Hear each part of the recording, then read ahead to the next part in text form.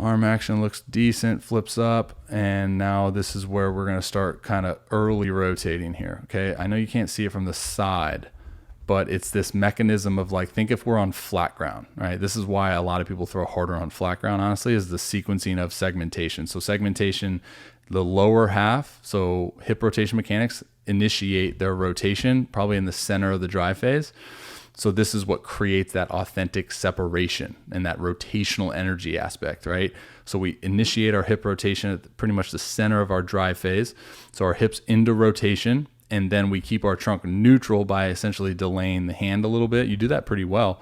And then think about if we're on flat ground, you're anchoring down on flat ground right about here, right? Because it's flat. Instead, it's a slope, so we have more space to cover here, which this is then going to pull your glove side, which I have written down as kind of a glove side instability, little front side instability piece. That's going to then pull, and it's going to pull your trunk. So you're actually going to see that better, or I saw this better in this visual here, as you kind of are in the same thing. You come down from leg lift. Everything looks good. All right, so you have front side extension. I love where you're at, dude. Honestly, this is a really good place to be in terms of your front side, the hand positioning, where you're at with the front foot. But you can see now your glove side is just going to start to pull in relation to where your front foot is. So this is you at front foot anchor point. All right, so anchor point for me is when the front foot fully anchors into the ground. You see the calf contracts and you take on force in the lead leg. And you can see that this right here, this posture is early.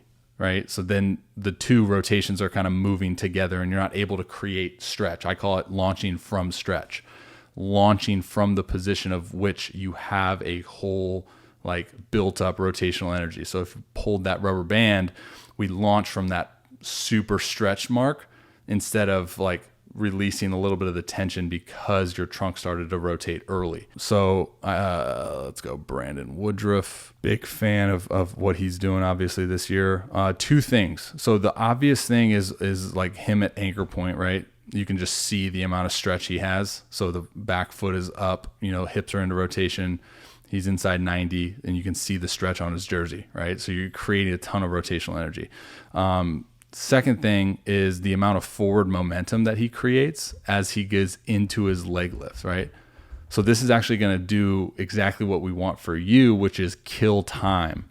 So you essentially accelerate, you start your acceleration process early by, getting this initial move forward momentum, right? So again, just see this kind of as the hands go up and as the leg goes up, you can see his body shifting forward, all right? So he's killing time. And it's something that you do a little bit. I think we can get it a little bit more. All right. So you're an athlete.